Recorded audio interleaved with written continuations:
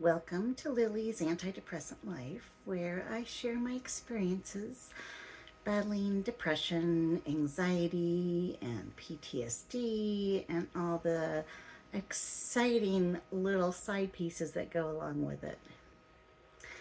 Since I began EMDR therapy, I've gotten a lot of questions about it, like how does it work? What does it feel like? And what are the lasting effects? And I understand this is a rather newish form of therapy, so some people are quick to dismiss it as pseudoscience. But just because it's new doesn't mean that it doesn't work. Now, I am not a professional therapist. I cannot explain the science behind the therapy or the training that therapists must undergo. But today, I'd like to share with you how EMDR feels for me. How my sessions have helped change the way I approach therapy and how it has altered my path of healing. Disclaimer: this is just my opinion on how I feel. So please don't think of this as a how-to manual or as a standard to measure your own experiences. Everybody feels their own feelings in their own way. You know, we're all unique, and that's part of the beauty of humankind. We are all beautifully different. So, since I started my EMDR journey, many people have been curious about how it works, about how I feel afterward, and more centrally, how it feels during a session. So I'm going to try to narrow it down and kind of describe to you how this works for me. First, as contradictory as I know this is going to sound, during an EMDR session, I am enough in control to let go of control. That might make zero sense, but I have learned that this is a gift and a skill to allow my brain to wander freely without the constraints of control that, I usually hold so rigidly. EMDR is not hypnosis. It is not brainwashing. It is not any kind of new age voodoo. It is a practice-defined way of therapy that, it allows my brain to go down paths that I'm usually resistant to explore in order to maximize my ability to heal from trauma. Random memories, thoughts, and emotions, they all just bubble to the surface, and my therapist and I tackle them together in a controlled, safe space. I can never predict what thoughts and memories are going to arise. I just try to go with the flow once it starts. For instance, last time, I was determined to meet head on some of my PTSD nightmare triggers. Instead, some memories of my mom came up. And now that might sound predictable or even cliche in a therapy session, that my childhood was revealed. But it was weird to me because I do not have childhood trauma to process. I do not have a difficult relationship with my mom in any way.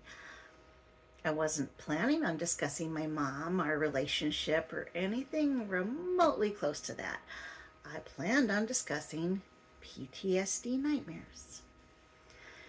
Instead, my body and my brain both knew that I do have current issues that I have been trying to power through, that I've just been trying to ignore.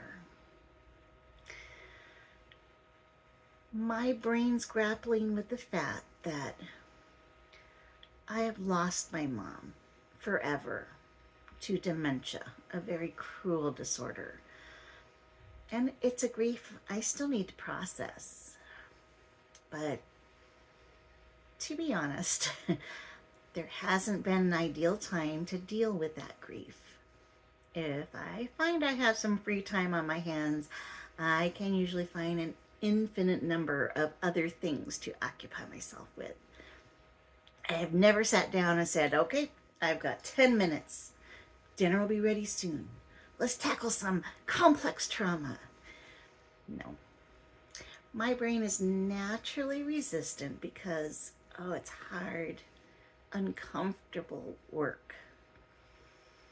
And even when my consciousness and my conscious thoughts, I desire to heal, my brain seems shut off from tackling some subjects to the point that I'm not even aware I need to tackle them. So that was this story. I wasn't prepared for these thoughts of my mom, but it was actually glorious to have these little memories bubbling up during the session. They were just little words of wisdom that she would tell me, words of encouragement. It was happy.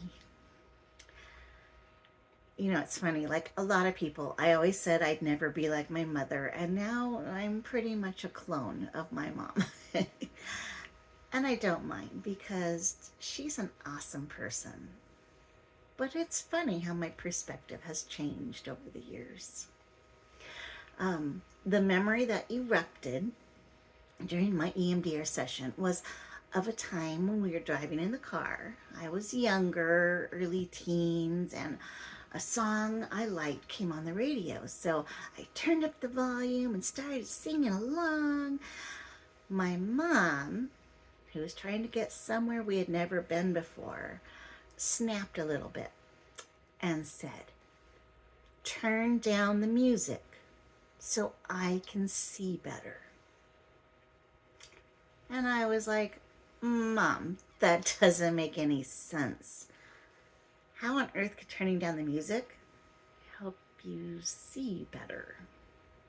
You know, in my infinite non-driving childhood wisdom, I thought she was, just being silly. And of course, I would never be that silly. Oh, the classic irony of life, right? Now that I'm an adult, I have heard those exact same words come out of my mouth. Turn down the music so I can see better. Have you ever said anything like that? I bet you have. Why do we say things like that? I mean, logically, sound shouldn't affect our sense of sight, right? This little kernel of a memory opened up a whole new world of thought for me. And I'm talking hours later after my therapy session. I found myself sitting in those thoughts and feelings about that one tiny memory. Have you ever done that? Just sit and think about one thought, turning it over and inspecting it from every angle, like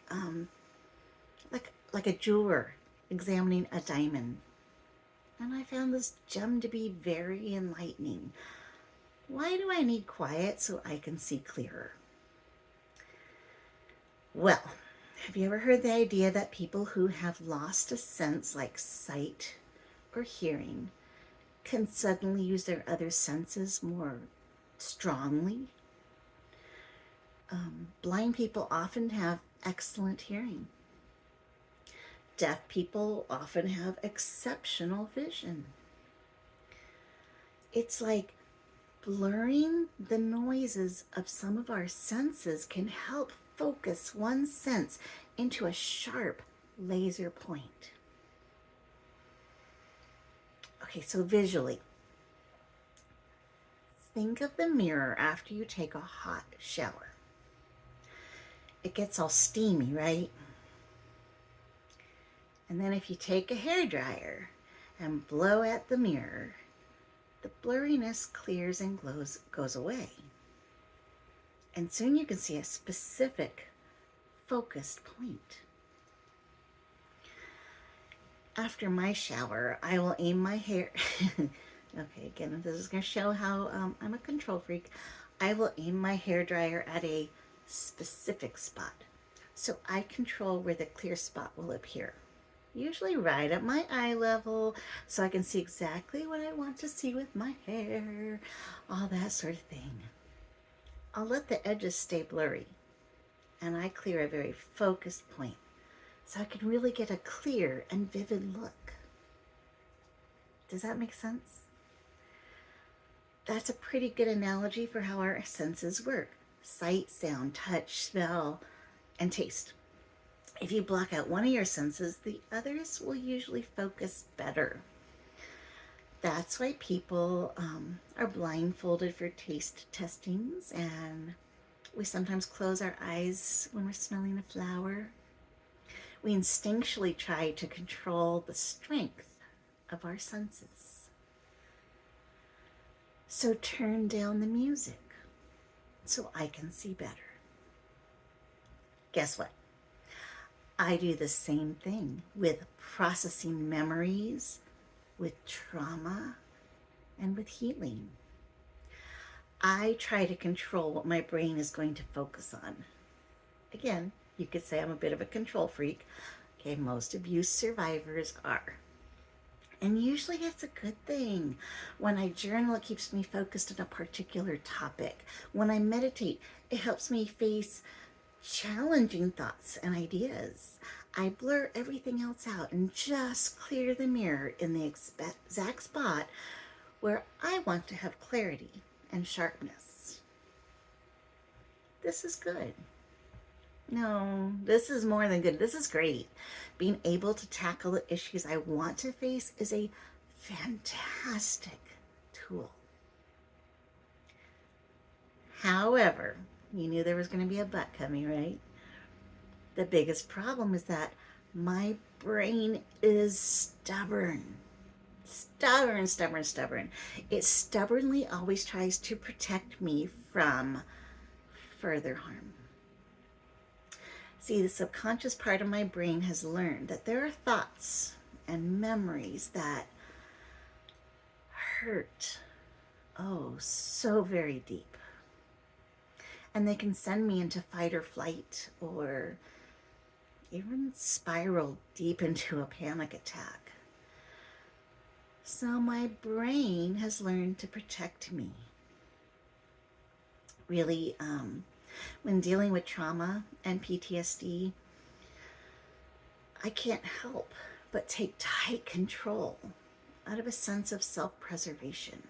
My conscious and subconscious thoughts want to protect me at all costs. And that includes avoiding things that risk being painful or triggering. So how can I convince my brain and body that I'm in a safe enough place that I can lower my guard and face some unpleasant feelings? I mean, that is the only way to process.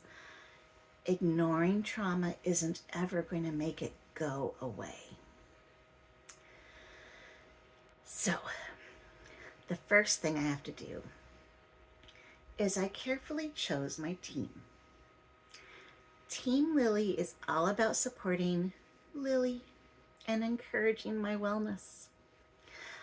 You better believe I didn't hire a Romanian gymnastics coach who will command me to redo a vault on a broken ankle, possibly causing greater harm. Yeah, you can tell I've been watching the Olympics lately. No, I hired a professional therapist, a trained professional who I have bonded with, who will keep me safe, who will lead me through the difficult twists in the path ahead and nurture my body and soul to heal. I trust her. She has taken the time to get to know me, really get to know the real me. She can sense when I'm getting upset and emotional, sometimes before I know it. And without me telling her for certain, she reads my body language and my breaths. Sometimes I swear she can hear my heartbeat from across the room.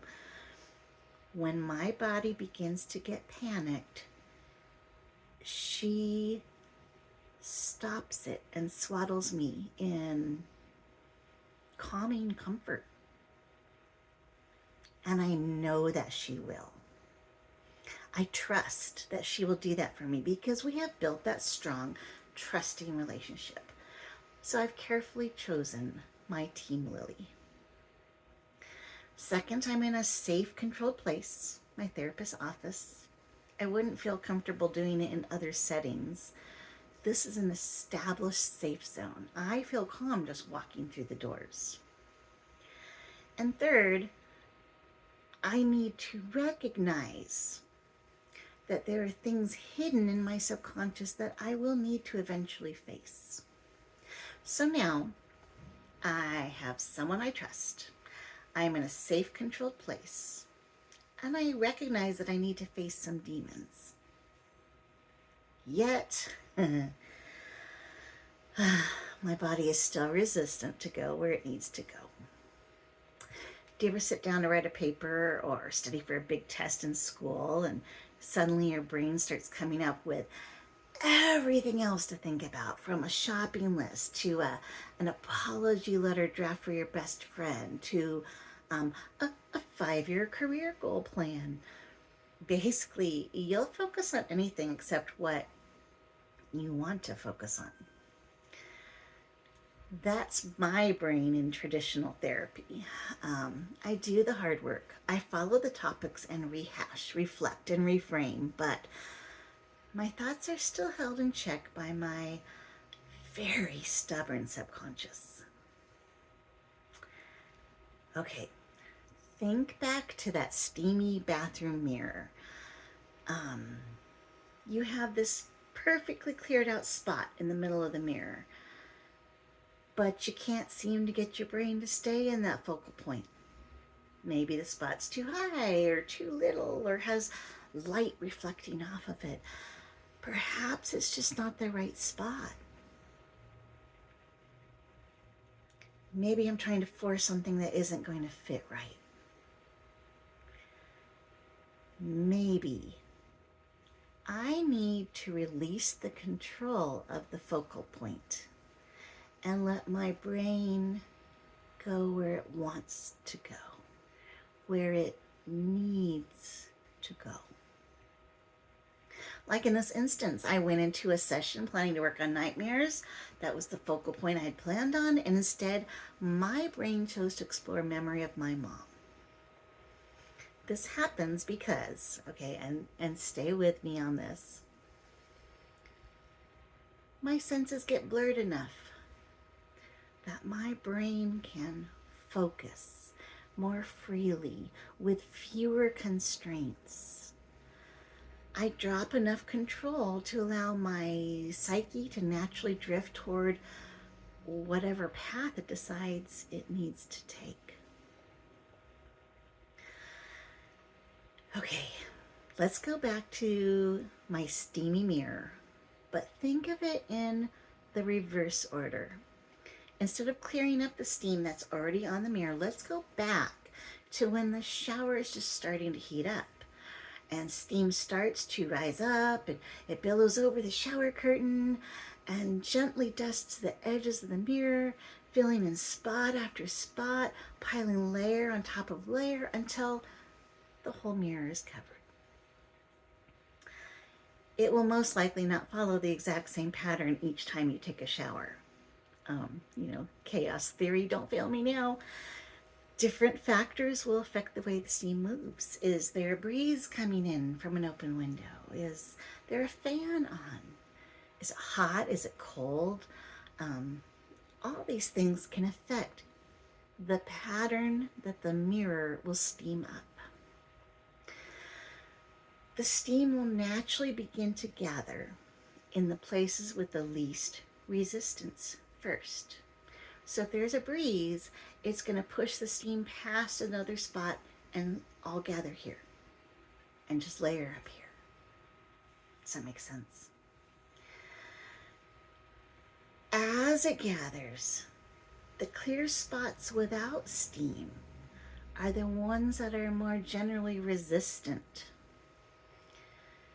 And if you can stop the steam from gathering right before the entire mirror is filled, you are then left with one perfect focal point that has been naturally selected by all the elements in the situation. It might be in the middle, it might be at the eye level, it could be at the top or in the corner. It won't ever be in the exact same spot. This is how EMDR feels to me. As I focus on my trusted therapist's hand motions, it's this. My brain relaxes enough that my senses are blurred like the edges of the steamy bathroom mirror. And my brain will naturally drift to the open focal point with the most resistance. My biggest goal in therapy is to heal from my trauma enough that I can hopefully one day get off the medication that I have to take to avoid nightmares. I am all in on this. I work hard in therapy. I devote a lot of time and energy to my wellness. But I don't know all the pieces of trauma that my brain is still protecting me from. I don't know what I need to focus on. I don't know how to focus on it when my brain likes to start making endless to-do lists instead. EMDR gives my brain the opportunity to relax control in the simple concentration task of keeping track of my therapist's tennis match motions. We always start each session with an agreed upon neural pathway, something we have decided together is a good jumping off point. But I can tell you, we have never stayed put on that thought for the whole session. My brain ping-pongs all over the place. And we just follow it. We follow the spots in the steam that my brain is covering the mirror in. I know this may be a little hard topic to totally grasp onto, but it's really the best description I can create of EMDR. It is a controlled lack of control for the sake of control. It keeps me safe in a safe place with a safe person, and it helps me tackle issues I don't realize are super relevant. I've lost my mom right before my eyes, and yet she's still here physically, which means I'm going to grieve for her again when she passes away. On top of all that, I've had so many big problems settle on my shoulders over the past 3 years that grieving my mom hasn't been high on my list of priorities. Healing, settling into a new place, getting medical needs tended to, looking for a new job. You know, there are always 100 things I think I should be doing. And since my mom is still alive, it always seems a little almost selfish to grieve her loss already. But obviously my brain needs to. My subconscious steamed the mirror until I had only one tiny clear patch to focus on. And I did. I turned down the music so I could see more clearly. EMDR is a way for me to draw out the areas I need to explore for further healing. And it's been an incredible experience for me so far. it's tricky because I don't automatically know what I need. This time I needed to process some feelings about my mom, but who knows what next time will bring. But I know with a safe person and a safe place that I can freely explore the hard stuff as it comes up. EMDR turns down the music so I can see more clearly. So this week I've been describing what EMDR is like for me. Next time I will share how it feels physically and emotionally during a session. If you'd like to join me in Lily's antidepressant life, please hit subscribe and give me a like. And then you'll be aware of when new content is dropped. I hope to see you all back here next time. But until then, take care of yourself because you're worth it.